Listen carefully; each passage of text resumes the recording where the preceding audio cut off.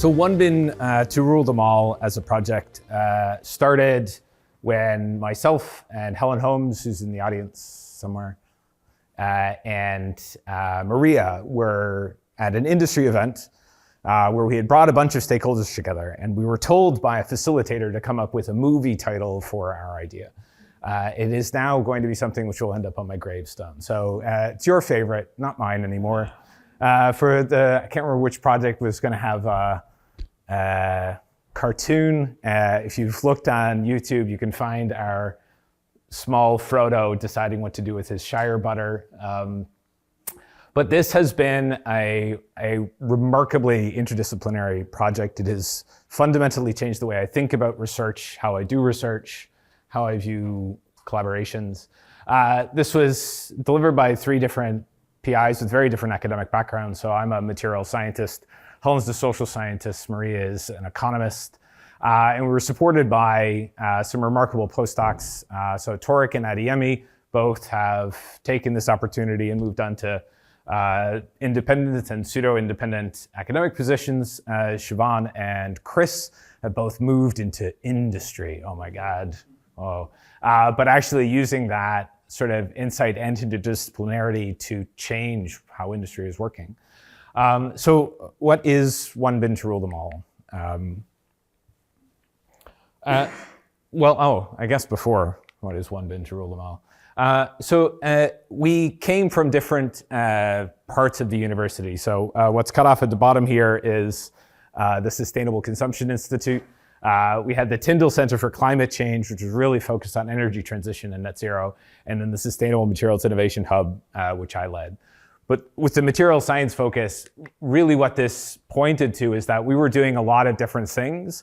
And I would say one of the really important aspects of this is that it's not just about what was changed with this project, it's that this project influenced every single aspect of what we were doing. So it sparked the collaboration with Tom that you see a little image of in the bottom right-hand corner. It changed how we were working with MasterCard and how we were working with biodegradable plastics. It changed what we're doing in terms of dynamic and smart materials. And it sparked and allowed some adjacencies in terms of starting new programs, which actually were really important to then defining and feeding back into what we were doing with OneBin. And so I think that the legacy and impact of this program enabled by you guys is much more than the projects that are here. It's actually about how it has influenced interdisciplinary research in general. This was the image that I made in ChemDraw because I didn't know how to use any other graphics programs in our application. And effectively the idea was this. So we heard George talk about making different sorting decisions. We were actually wanting to understand how those sorting decisions could be influencing a system where lots and lots of different fates were integrated together, right? And so that system would then allow for reuse and allow for mechanical recycling and allow for chemical recycling, all to happen within the same waste management system. And so as we broaden out from any specific solution, it was looking at how those solutions would interplay across each other. We recognized that we could maybe do some technical things and some social things and some economic things, but we wouldn't be able to actually understand how this system worked. And so we brought in just a really engaged sense of, engaged community of people across supply chains. And we've heard a lot of people talk about supply chains. And we kept on adding people to this, bringing them into the program because a good example of this is up in the top right-hand corner, Greencore. So Greencore do nothing other than fill things that other people made, right? That's all that they're doing. But actually the way that they were doing it and the processes and the equipment that they were using were incompatible with so many of the proposed solutions that were coming into the emerging market. And so bringing everybody in together really allowed us to help identify change or to lubricate change as it was being imagined in those systems.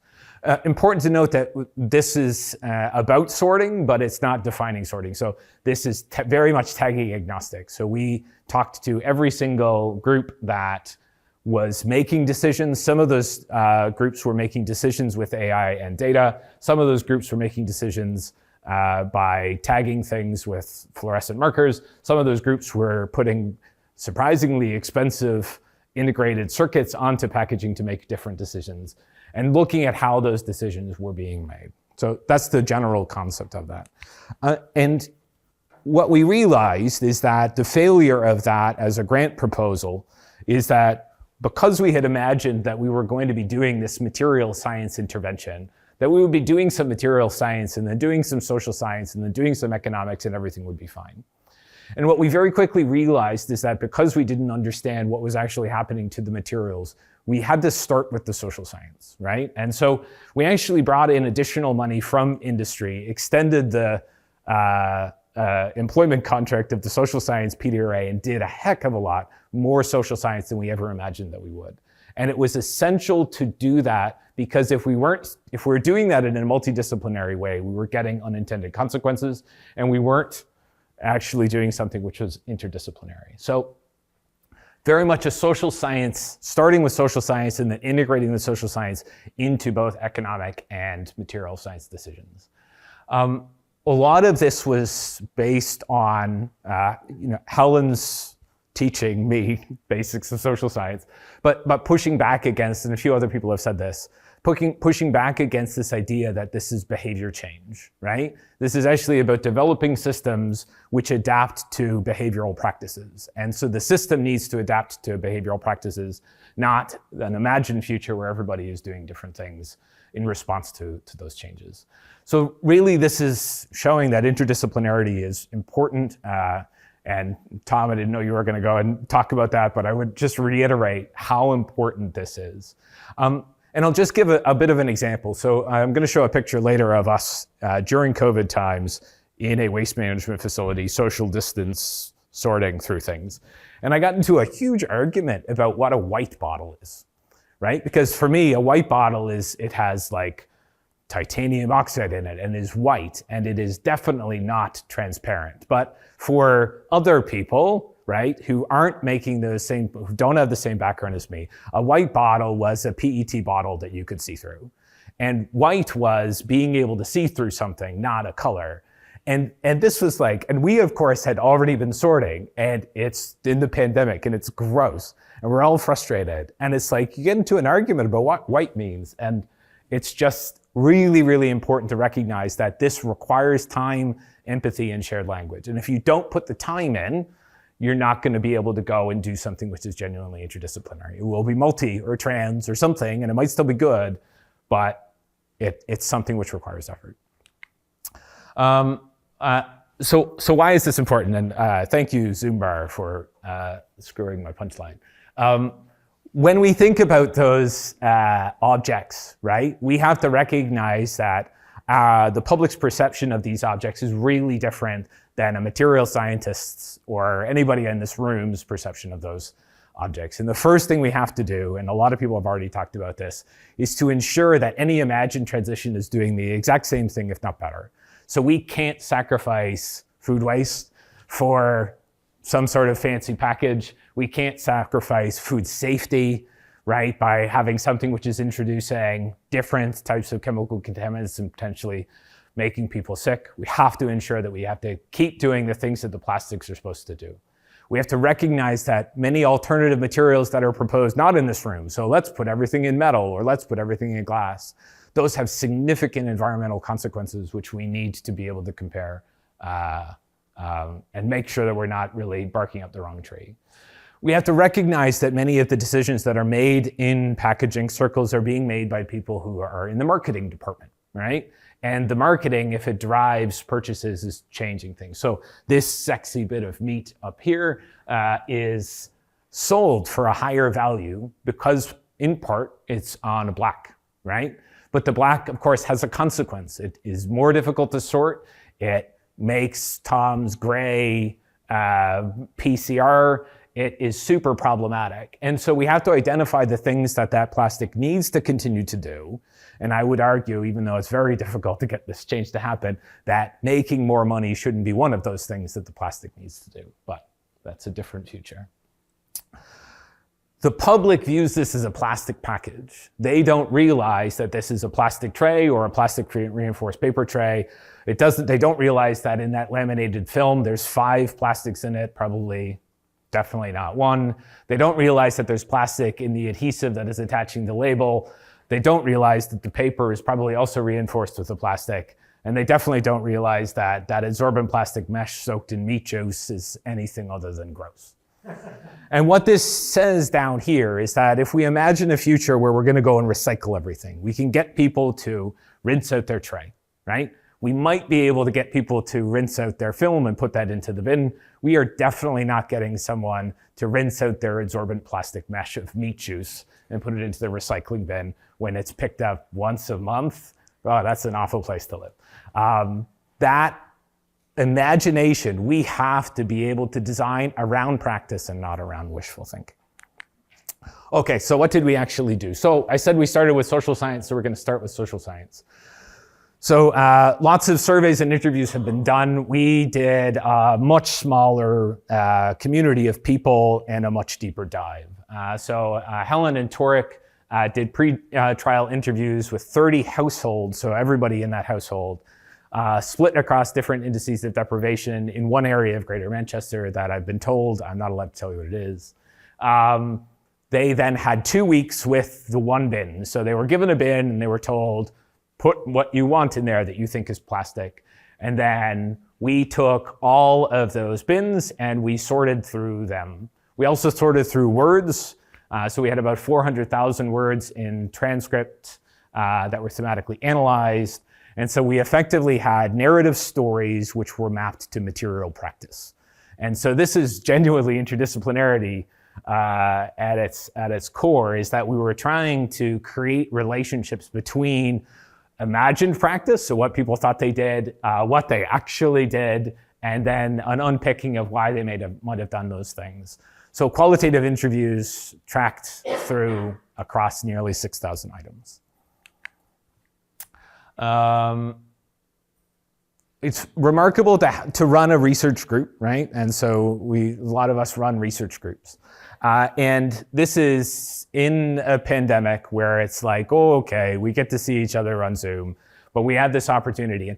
And like, the group was getting in fights over who got to take their Saturday and Sunday and go to the dump and sort through waste.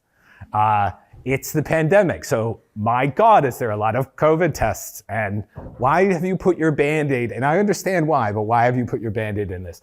Exceptionally gross, the grossest thing I've ever done in my life, but also wonderful because like, it's just a team of volunteers. And so, Adiemi is, I'll just do this, there.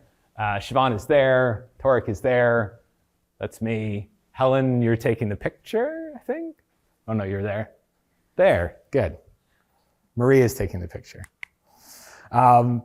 Just great sense of community. And so what's neat about this is you really have these insights into social practice, right? So we've got someone who decided to take an oil drum, right? They had changed the oil in their car and they were like gonna go and put that in. And what that oil drum did is it effectively spilled oil out over everything. And so you have really interesting sources of contamination. You have people self-disassembling packaging like Tetra Paks because they're like, well, the top thing is plastic and the rest of it is not, and just remarkable sets of decisions. But instead of stopping there, so those narrative elements are really important, but it's then layering that over what are those actual materials, right? And so tracking that through into bottles versus pot stubs and trays, rigids versus flexibles, food versus not food, and really getting quite granular with the data. So this was portable FTIRs on site being able to do this sorting, including sorting multi-materials into what those different things were. So I'll just get you to remember what that sort of looks like and what it means. And what's really interesting is that if you then look at why those sources of contamination or those different practices might have happened, you can actually then correlate that back to the things that were interesting. So one of our very, very good partners who then got really angry with us, was Greater Manchester. So Greater Manchester had made a decision to shrink the size of the bins, of the black bins, of your residual waste bin. And they were really proud about this because what it did is it increased the volume of material which was going into the recycling bin. But of course, what we found out is that what people were doing is actually, removing a bunch of recycled materials, putting their stuff which had overflowed and no longer fit into the back bin, and then backfilling the recyclate on top of it because someone would come along and go, yeah, that's recyclate, and then take it away. We had people taking flexible materials, stuffing them into another flexible material, tying the flexible material together, and then taking it to Co-op or another grocery store where it was then impossible to recycle because you couldn't cut it open, you couldn't separate those out, and it was all multi-material. And so what this really showed is that households are going to do things that they think are the right things to do because they're getting very, very mixed messages. And we need to understand what those households are doing in order to design a system that's actually going to work, right?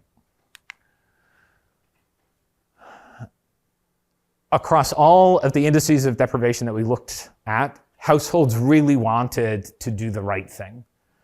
They were desperate to do the right thing, but they felt disabled by doing the right thing because messaging that they got were conflicted. The source of that messaging was really different. Not everybody was going to the same sources, and so we heard about this earlier. It's Lancaster Project maybe. Where they're getting it, a lot of that was maybe social media, but also stuff from very big news sources and their friends. And, someone said I can recycle this, and so I can do it.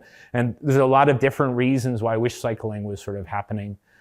Labels were important, but not the only thing. And so I think labels need to be complemented by consistent messaging across there.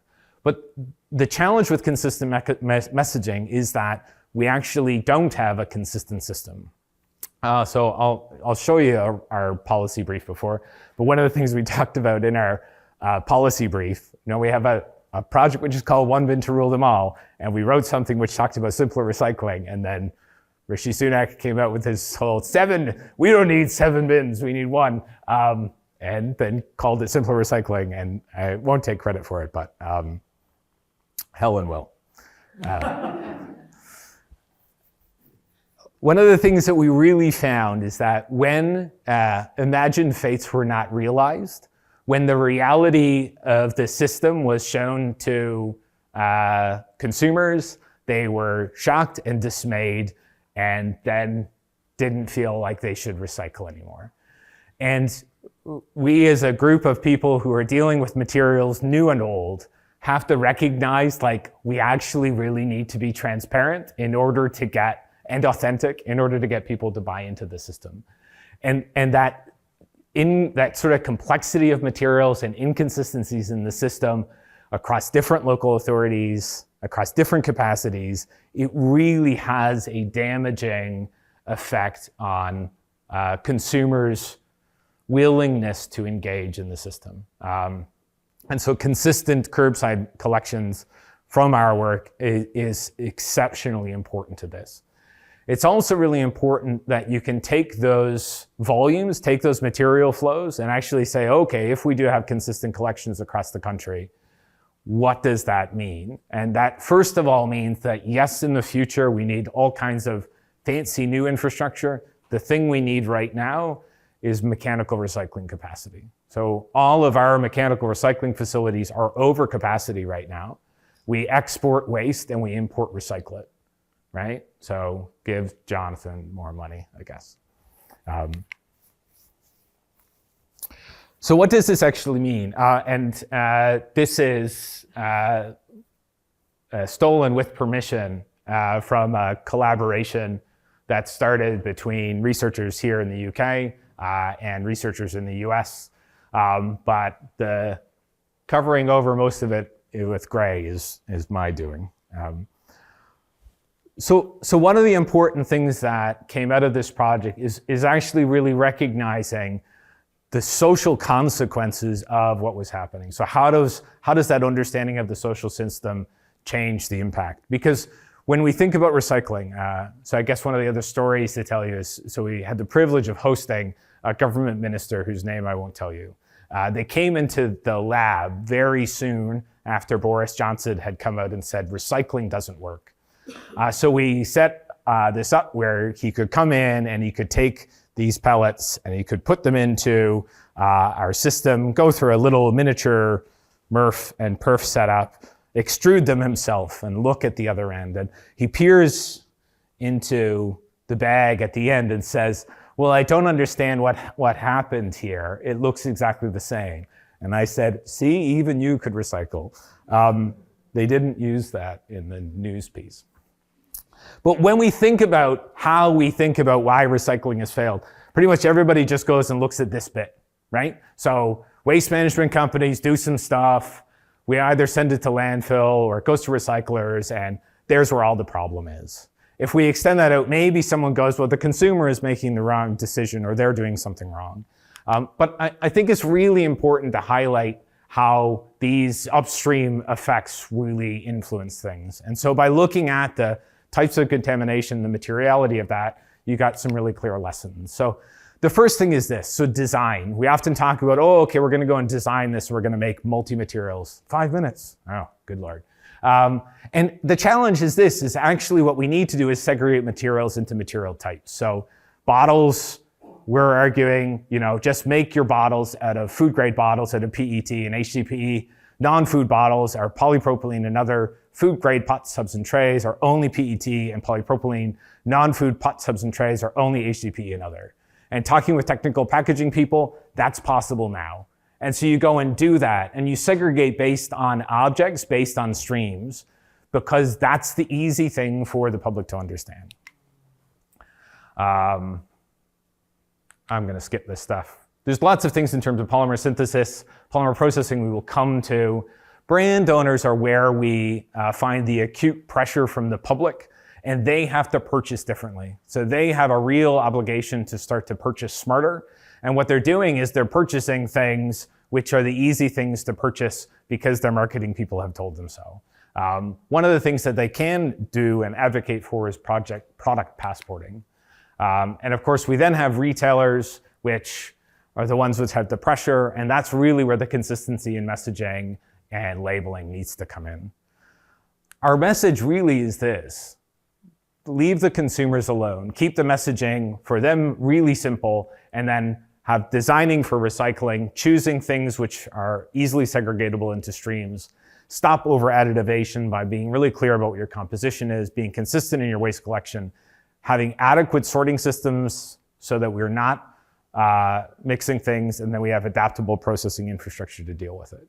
And we think that this is readily able to double our current recycling capacity if you just make those changes. So this led to this monstrosity. So this is what's called the plastics hierarchy. It is an interactive tool. You're not supposed to be able to read that now.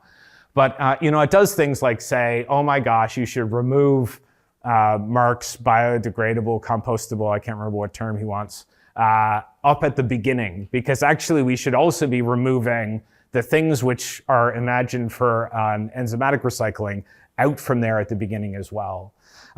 But this is effectively interactive. You can go and click on polyethylene terephthalate there, and what you get is really a lot of information. So this is as deep a dive as you want to get, but it contrasts different faiths against each other. And it actually characterizes whether the technology is good now or is emerging or not. And so this is an interactive tool that has now been used by about 7,000 different organizations, predominantly from industry, with really a lot of impact. And so what's the conclusion? Well, the conclusion in terms of our work shows that right now, the technologies that we have, mechanical recycling is by far the most efficient process that we have to recover single-use plastics. That doesn't mean that new materials are not going to be valuable in the future, but we have to make sure that when something is going on the market, the infrastructure is in place to deal with that and to actually assure that fate. If we look across reuse, the same thing is true. It's really going to be complementary, but not in all scenarios. And we have to be conscious of how many times we need to reuse it before that makes sense. We've done a lot of work pushing back against this narrative that chemical recycling is a panacea. We have not really talked about it a lot today, but there's a number of demonstrators within the broader SSPP program. And we have to be very clear that you need to be able to remove the mechanical recycling component, both technically and socially. There's a consequence there if you don't. The last thing I kind of wanted to talk about is fraud. So fraud is something that we noticed as talking about the supply chain, right? So interviewing the supply chain, basically everybody said that all of the other companies were fraudulent except for themselves. Good? Except for Jonathan, you're straight. So one of the things we were doing in terms of fraud is a project which started as sort of an adjacent PhD student and then turned into a spin-out company called Recon Squared.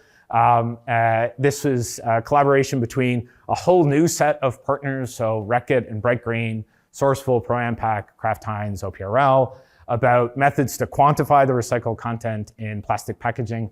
Just highlighting that that project is out there. We completed 3 tons of industrial trials and actually showed that one of the things which is really inconsistent is how we mix things together. Really interesting consequences of this, which has now led into a number of interesting projects in automotive and textiles. We also do work on quality assurance. So when Tom presented his work, I don't know if you noticed, but my favorite technique, rheology, kept on falling down. It was like, oh, this is a useless technique. And Tom's going, that's not very useful. And we figured out why, and that's because if we're only doing a normal rheological test, we're not really looking at what happens as you do repeat extrusions. But if you wanted to go and do a recycling study, you have to do it and do it and do it, and you're weeks and weeks of time. So instead, what we're doing is developing an analytical quality assurance test that is able to track through those recycling contents. And so what we have here, and I'm not going to tell you how I do it, but is a way to map those same virgin materials and different recycled contents to be able to grade based on quality in a really simple rheological test, which we now are going to try and integrate into Tom's data science stuff. I think I'm almost done. Hope I'm almost done. Oh, and we also do, as we've seen across this project, the extreme importance in engaging with policymakers and engaging with the public and getting this message out. So a lot of our work has been taken up in the UN plastics treaty negotiations. So we wrote a waste management brief for them, which has really been cited extensively. We've had a lot of buy-in in terms of users coming and using the hierarchy. Helen was on BBC One. I'm supposedly going to be at Dispatches, getting Coca-Cola angry at me. We've published 11 papers, and we have 10 more either in review or prep. You can use those QR codes to dive into stuff. And thanks. Thank you. Oh.